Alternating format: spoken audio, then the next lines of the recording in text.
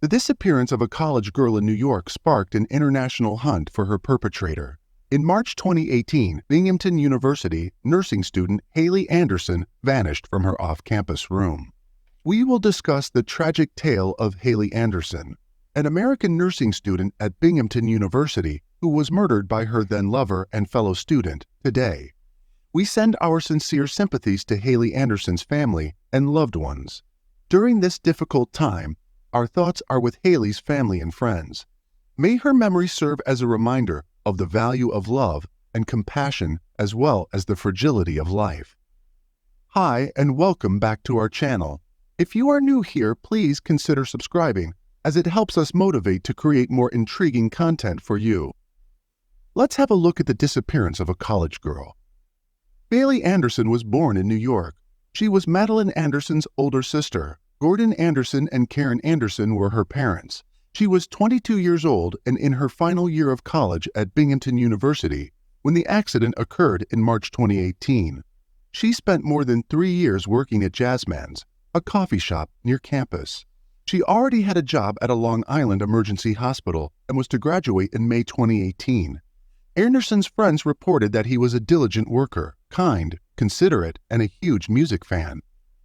A few months before she graduated in March 2018, Karen was excited to meet her kid. She had put in so much effort and performed so brilliantly that Karen planned to throw her a huge celebration. She compiled a lengthy list of everyone she wished to invite. Kevin Ocampo, a Binghamton student, was Haley's boyfriend at the time. Her primary passion, as he recalls, was becoming a nurse. He said that she did love him and wanted to remain with him when asked, but that her main goal was to complete and gain some true independence. What then transpired on the murderous day? Early in March 2018, Haley Anderson vanished from her off-campus apartment on a typical day. At first, Josie Artin was unconcerned.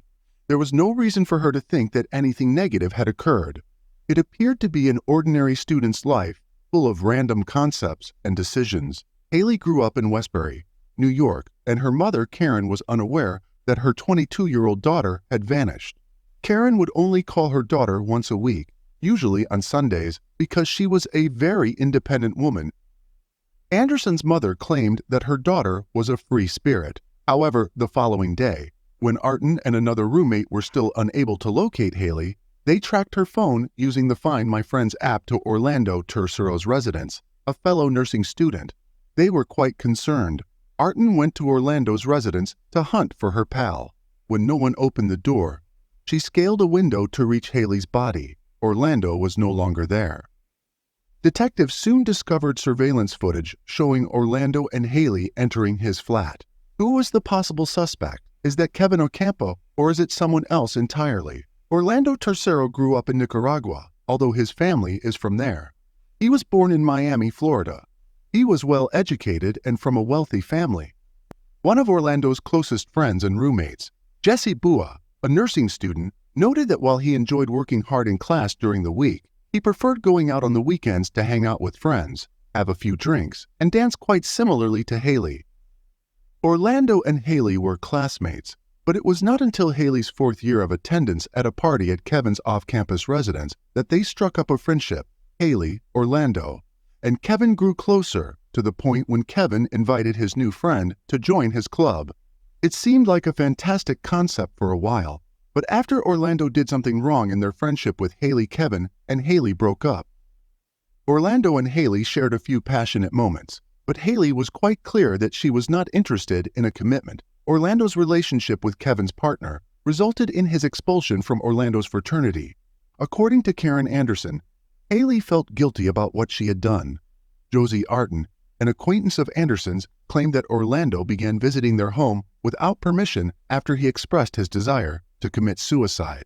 Orlando claimed this was because he was envious and desired a relationship with Haley. Haley said in a video she posted on Snapchat at the time that someone had damaged the tires on her car. Her childhood buddy Sydney Matusek preserved the post. It took place the day after Orlando learned, during a party at his house, that Haley and Kevin were in a relationship.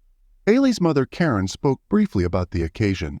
The police arrived and took down the information after I encouraged Haley to file a police report, but she decided not to prosecute charges because the damage was more than $600, which would have made it a felony and prevented him from attending nursing school.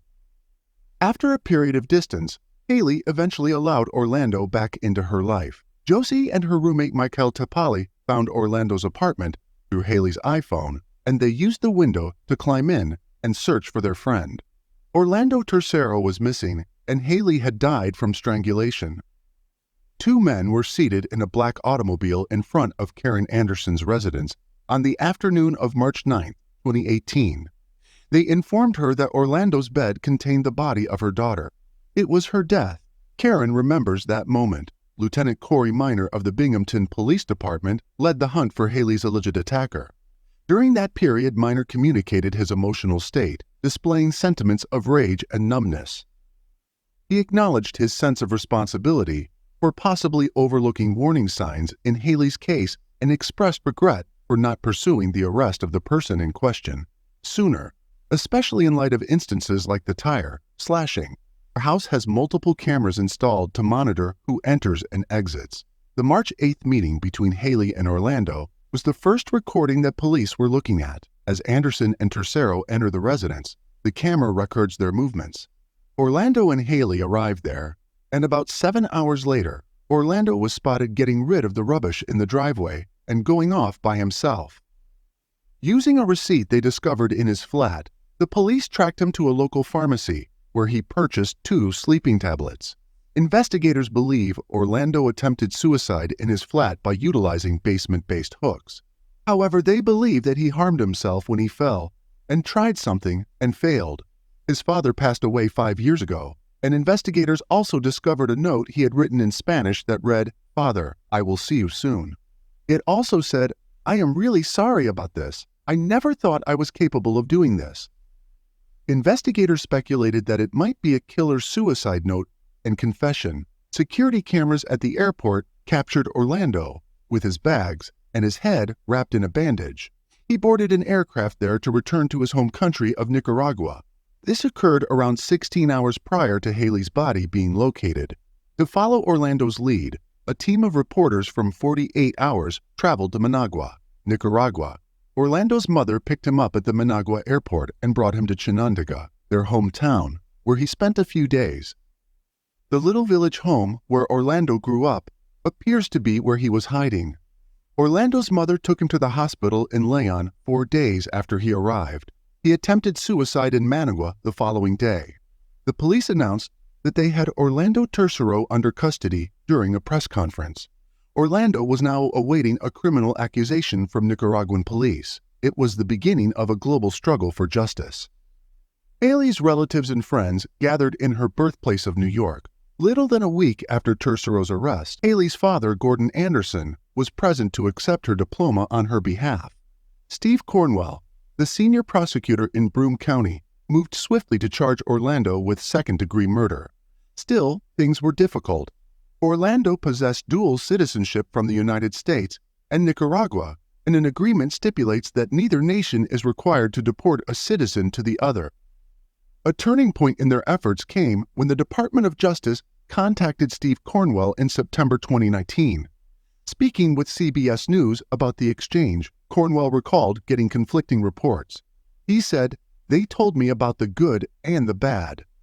The good was that they decided not to extradite him, and the bad was that they said there was a trial in Nicaragua, but I did not think there was much chance of getting a conviction there." A grand jury in the U.S. accused Orlando of second-degree murder. They would accuse him of killing a woman in Nicaragua. Orlando's closest pals, including Juan Alaman, Ashley Lopez, and Daniel Orcullo, spoke with 48 Hours. Orlando, they stated, was a wonderful student who could not kill anyone and was always nice and compassionate. They did not believe Orlando was capable of killing anyone, least of all Haley. Orlando did not need to plead like he did in the United States when he was in Nicaragua. The jitters were beginning to show in Steve Cornwell. The Nicaraguan prosecutors eventually turned to Cornwell and his office for assistance. With 8 days to prepare for trial, the Nicaraguan authorities chose to hold the proceedings by teleconference. Witnesses would travel thousands of miles to testify in court in Managua, from the Broome County District Attorney's Office. Orlando's trial would go to a judge for decision-making rather than a jury. The trial began on October 1, 2019, and the first defense witness was Haley's mother. Karen said that things were not going well between her daughter and Orlando. He would not stop driving by her house, following her, or sending texts to her. While testifying, Karen noticed Orlando on television. As she described her story, she expressed her regret at the harm he caused to so many lives. She became more and more enraged as the trial went on because of his impoliteness and seeming lack of interest in the proceedings. Josie Artin added that Orlando shielded Haley from harm. The judge was informed by Haley's former boyfriend Kevin that he believed the reason Haley's tires were cut was because he and Haley had reconciled. A Binghamton police investigator named Carl Peters thoroughly reviewed all the material, including the security footage, with the court. A handwritten note they discovered in Orlando's room served as more proof, which they examined. Peters concluded that the most likely cause was envy. The physician who performed Haley's examination, Dr. James Terzian, also testified that asphyxiation by compression of the neck was the cause of death. The evidence was overwhelming District Attorney Steve Cornwell, who claimed to have choked the woman to death. "I think Haley was sleeping when he kidnapped her, choked the life out of her, and left her to rot. That man is sick and disturbed. He has the ability to take advantage of someone he claims to love and murder them because they are not his to have." Orlando's defense lawyer Eduardo Ruby claimed that Orlando was momentarily mad at the time of the murder because he was under the influence of alcohol. To support this claim, he called a psychiatrist as his first and only witness. Dr. Ronald Lopez Aguilar, a court-appointed expert who spoke with Orlando about the incident, stated that Orlando did not remember anything that had transpired. After a night of heavy drinking, he claimed to have woken up to find Haley dead. Dr. Lopez Aguilar, the expert, stated that it was impossible to establish Orlando's mental state at the time of the murder, and that he was unable to verify the veracity of any of those claims. All he could determine was that the defendant's mental state at that moment was normal. District Attorney Cornwell mentioned that Judge Fabiola Betancourt had allowed Haley's family to have the final say after both sides had presented their arguments. He also pointed out that it's unusual in the U.S. for this to happen before a decision is reached. Furthermore, he noted that there was no evidence to suggest that the person in question was intoxicated or under the influence of drugs. He also stated that there was no evidence to support the idea that a sleepwalking problem caused them to harm others while asleep. Karen Anderson defended her daughter, describing Haley as a lovely, intelligent, and kind young lady who had aspirations of becoming a nurse and a close bond with her. She expressed gratitude for being given the opportunity to speak on her daughter's behalf. Cornwell, the defense lawyer, had assumed that the judge would take a day or more to render a decision. However, she startled him by announcing that she would deliver her decision after a brief recess. An anxious hour and a half later, the judge declared Orlando guilty of femicide and condemned violence against women. She added that he killed Haley because he could not accept that she was in control of her own life.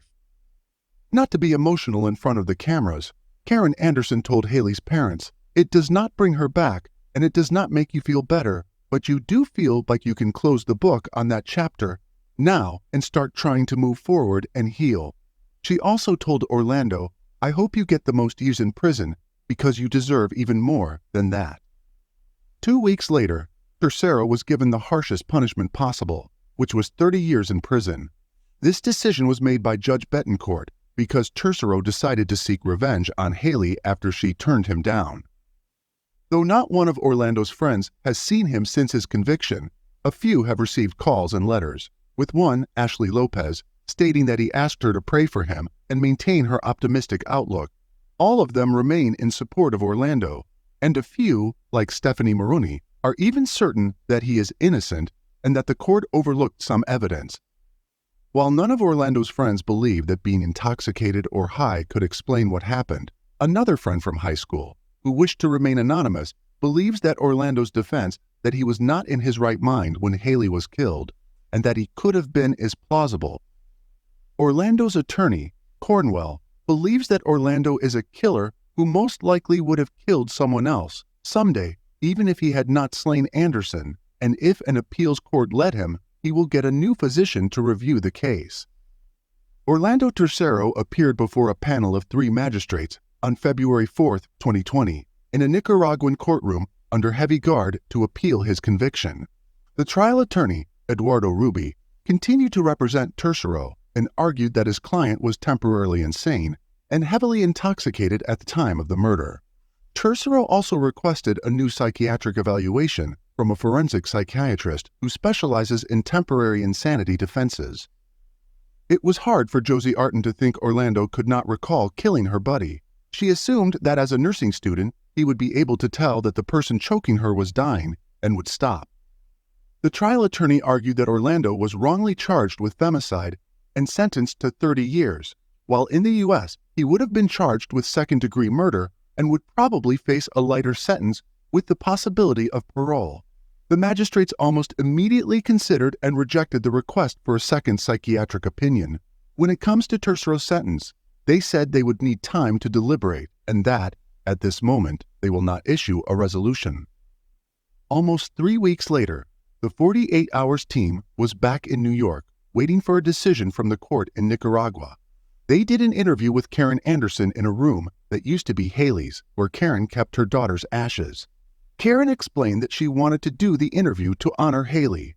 She wanted Haley's death to have some purpose in life and to bring femicide to attention in the United States, as it is on the rise and considered a very serious crime. She said she wished there was a femicide law in the United States.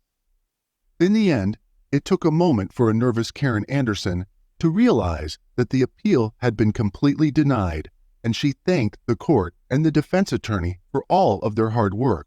On March 10, 2020, nearly 2 years after the court's decision, she and Gordon Anderson went to the Broome County DA's office to hear the court's decision.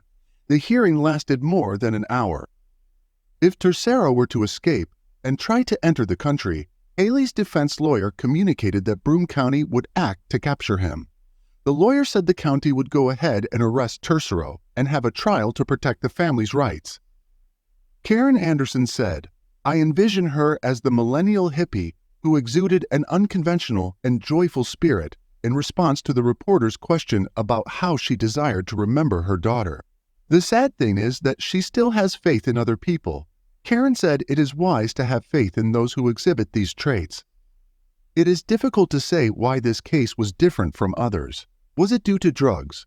What was going on between Haley and Orlando that night? Could the murder have been prevented? Ultimately, what matters is that the judges have made their decision in this case, which is one of millions of cases where a romantic attraction turned into the worst possible end. Share your thoughts about this case in the comments section below. Also like this video and subscribe to our channel.